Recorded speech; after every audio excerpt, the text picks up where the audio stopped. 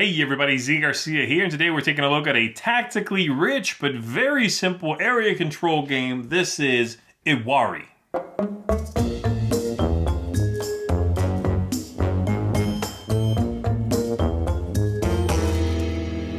Iwari here is a reprint and slight reworking of a previous game from Michael Schacht, the same designer, and that is a game called China, which I used to own for several years and I liked. Before that one, that game even came from a previous game called Web of Power, okay? Never played Web of Power. I know that there were some differences. I have played China, so I'll be comparing this to China a little bit. But China's pretty old. It came out in 2005, so I won't try to, harp on that too much, okay? Iwari here, like I said, is an area control game. It's driven by cards. You're going to be playing cards to take over locations, trying to get the most victory points. Now, what we're looking at here is the standard edition. There is, or you could have gotten from the Kickstarter, a deluxe edition with more stuff in it. But I want to make it clear we are taking a look at the one you could purchase now, the one that the typical usual release for this. Okay, so let's go ahead and take a look at it. I'll see you on the other side. The first thing we are going to do is pick which side of the map we want to play with. We've got this side here with a different configuration of connections and colors, and this one on this side, okay? This one's a little bit smaller, fewer sort of, less activity basically than on this one, more going on, all right? But you can use either side you want to for your game. So I'm going to go ahead and place it like so. So that's the first thing you need to do. Next up, everybody's going to pick a color. They are going to take the totems of that color. They are going to take all of the tents of that. We'll shuffle up the deck. Everybody gets 3 cards, and then we display 4 out there, all right? I've picked here, we're going to have green right here and red there, blue over here. I'll be playing yellow, and I am removing orange. And yes, I'm removing orange because unfortunately, it is a little too close to yellow. Thankfully, the shapes are pretty distinct, but they are very close, okay? Which is very, it's unfortunate. If you play a lot of 5-player games, that is unfortunate. We've also set aside the scoreboard here, on which you're going to keep track of how everyone is doing with one of their tents, all right? And there is another side to it, which you can choose to play with these feats. I'll explain that at the very end, okay? So for now, we'll assume this looks just like that, and it's off screen. And then we are ready to begin. So the players are attempting, of course, to score the most victory points by putting out their tents, controlling areas with their totems, and so on. On your turn, you are going to play some cards in order to put out pieces, tents or totems, and then you are going to replenish your hand back up to 3. Once the deck is exhausted for the first time, we are going to have a tent scoring. Once it is exhausted the second time, we do a final scoring. That's a tent scoring, but also we are going to score a couple of other things. All right. We also need to put out a couple of tokens to block some spaces. So with 4 players, we're blocking a 1 peak mountain, a little symbol. And we are blocking one that has 2 of those. So that one there would do it.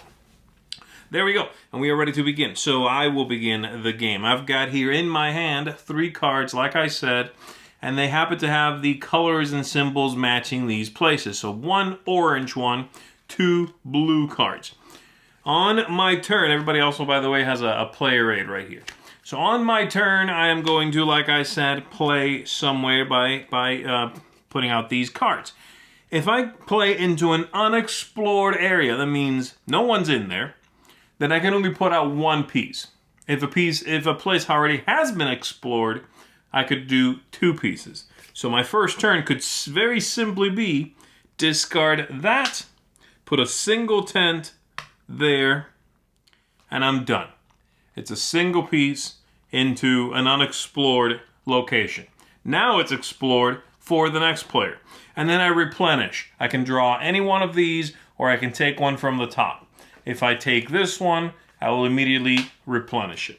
Then it is the red player's go. Now the red player could, if they want to, play a single tent somewhere, or they could now play twice in here. And in fact, they're going to do that. They're going to play one orange card to go into that location, or they want to take that one there.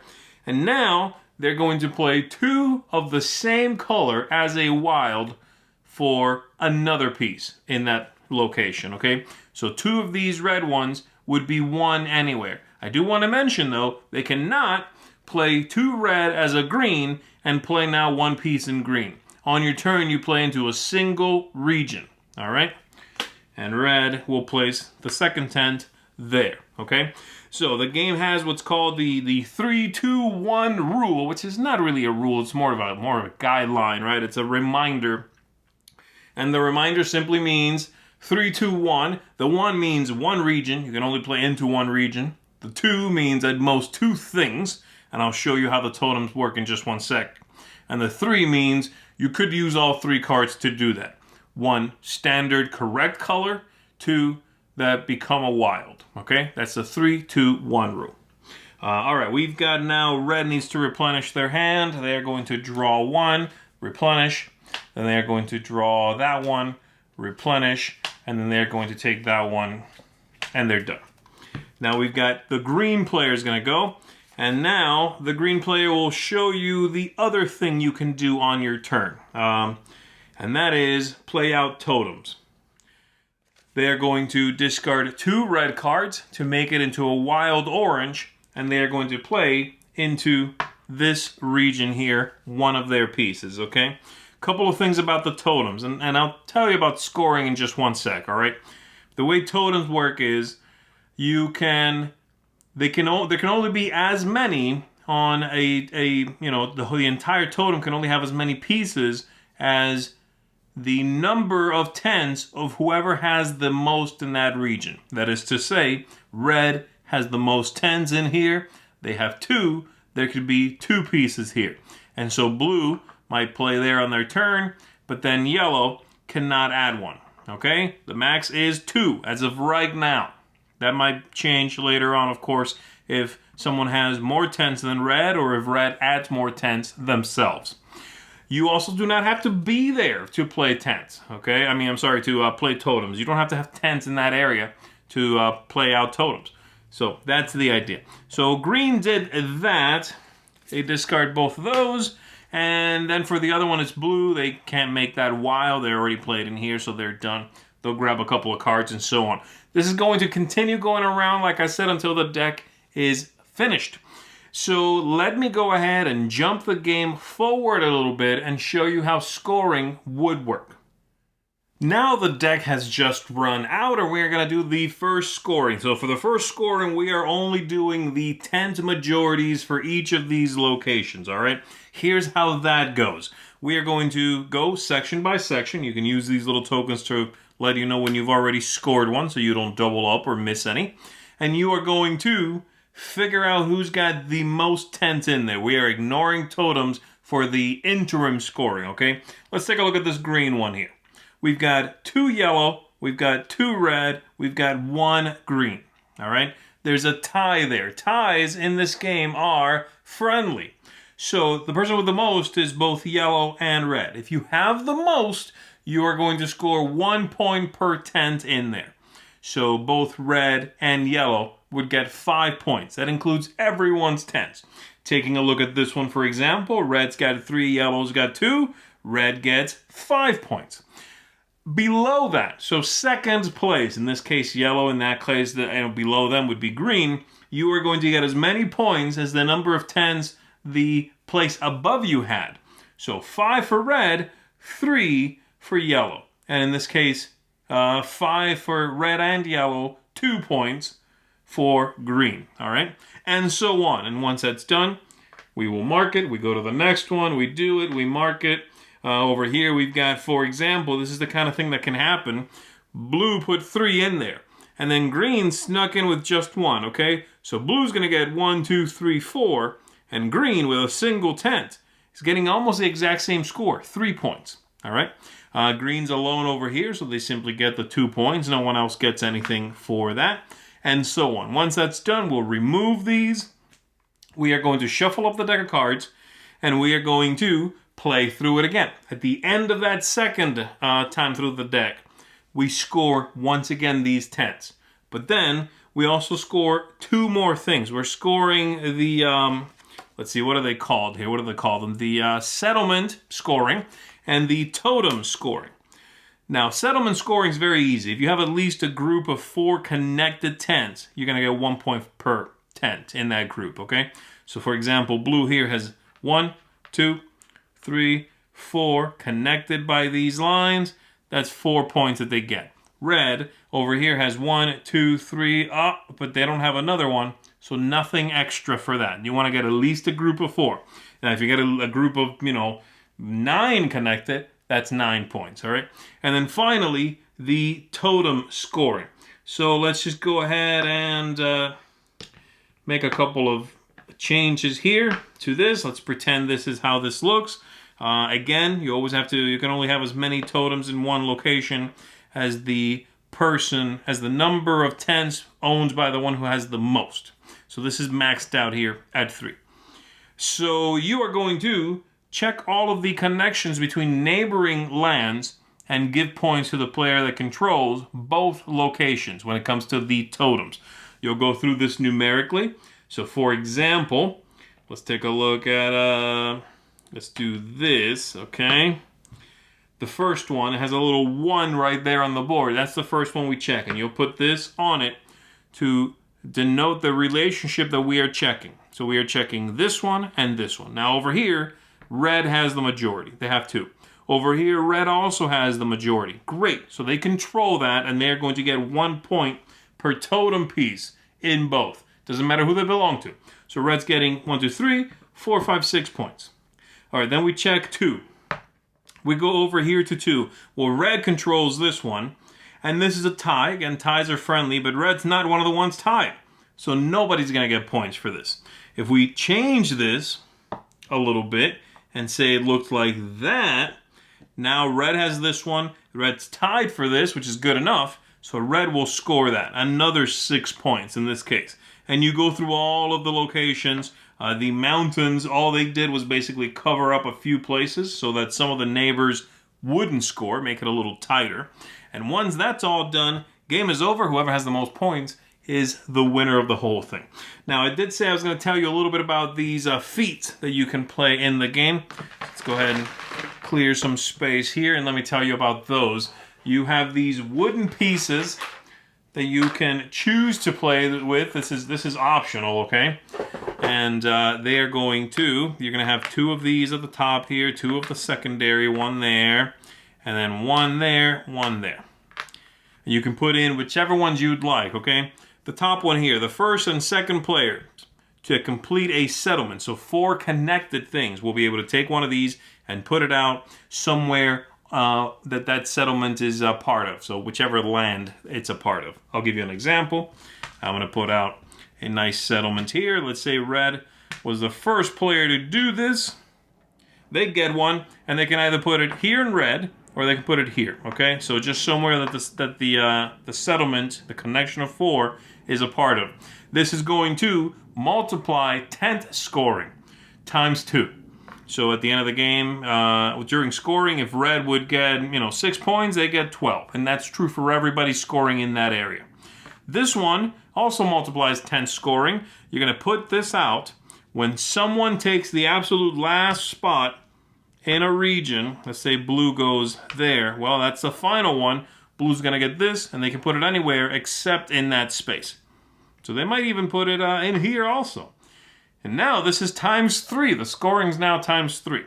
These two concern themselves with totem scoring. And the way it works is, as soon as you have majority in 2 adjacent spaces connected by land, you'll be able to take this and put it on that connection, and that will be multiplied. And then this is the same thing, but it only concerns itself with connections over water. So say that 11 there or that 12, and once you have majority in both, you put that there, and now it'll be times 2. All right? So there you go, a little spice, a little pizzazz to change up how the game works. Let's go ahead and go back up top. Let me tell you what I think of it. Come back. There we go. As you can see, some pretty neat stuff here, and definitely a very striking cover. It's quite beautiful. Let's talk about it, all right? Right off the bat, I will let you know that China, I don't own that game anymore. It was never much of a looker. Michael Schacht is a great designer, but not a particularly good graphic designer. He did do the graphic design for many of his games. But I still enjoyed the game. I probably would rate it a 5 or a 6 right now, okay? Just so you know, before we get into this. Let's start with the things I did not like so much in this reworking of the game. The theme is a little too generic. They have this whole generic tribes, dawn of civilization, it's just very sort of like mystical woo-woo stuff. Doesn't work out for me very, very well. I don't know. I can't put my finger on what this is supposed to be. What time period are we talking about? There are, I see people on horses, and I see some igloo-looking tents over here and a totem pole, but then what's all this? It lacks specificity. The theme is not going to help me teach. It's going to go away pretty quickly anyway, okay? China, I think, had something over this one when it comes to that. I do. I mean, it was... I knew where it was set, if nothing else, and I knew what the conflicts between locations meant, The other thing I think is just okay is the game arc. Now, I will say, Web of Power had that interim, if I'm not mistaken, okay, I've never played that one, but it had that interim scoring, and then you shuffle up the deck and score again. China did not have that. You'd play through the deck twice and then score one time. I like this better. So that's good, and the game arc is improved because I'm looking to score twice for the 10s at least. So I like that, but it's still sort of a flat curvature. You know what I mean? It is not a game that has where the excitement builds and builds and builds and builds and builds. Now, yes, there's a little turn angst, where you're like, oh, come on, don't go there. I need that spot. I need the spot. And you take it and go, ugh, okay, fine, you took it. But overall, the game arc here is not a game that I would describe as exciting, okay? It's a good one, it's just not exciting. Things I do like, the aesthetics are very good. They're not perfect, okay? And I was thinking they might be, but they're not really. There's color issues, you already saw some of those. The tents and the totems, those colors don't really match very well. I don't find it to be too big of a problem. But they don't really match that well. Now, the cards are lovely. Great quality cards. Nice linen finish. Good artwork. Though, again, it sort of pushes this strange setting that I don't understand. But that's neither here nor there. So overall, I do like the aesthetics. The replay value is good. Couple of new things in this one. The feats, that's a new thing. I think it works well. That's a nice addition, okay? Nice to implement. You can choose how many you put in or take out. So I enjoy that aspect of it. There's also a 2-player mode in this, which was never a part of the original games. And I gotta say, it works surprisingly well. You would be dealing with a third color, but it's not a typical dummy player. Basically, in a nutshell, you are going to play for yourself, and then, if you have any cards left, you will play for the third color. So you can use it as an opportunity to block, to break the other player's settlements, to open up a region and then jump in there with 2 pieces next round, next turn. It works well. It's very smooth. So I had no issues with that. Next up, ease of play. It's smooth. This game has always been smooth. Nice player rates. I enjoy those. They give you the breakdown for the scoring. I do wish the totems are in the rulebook. And I wish there was a secondary player rate that would discuss those. I don't think that's part of it. So, forgive me if I'm wrong, but I wish that those were like on something else besides just kind of on the back of the rule book. Okay, but again, that's minor. The gameplay is very straightforward and smooth. This game was always really a clean design, right? And then lastly, tactics, strategy, luck. I would say they've dropped the luck a little bit. Not that it was a big deal in the past, but now the draw pool is 4 cards. I think it used to be 3, maybe even 2. I forget. But now you have more choices, right? So that's nice. And the tactics, the reacting, the jumping on opportunities when they open up is still there. It's very interesting in this game.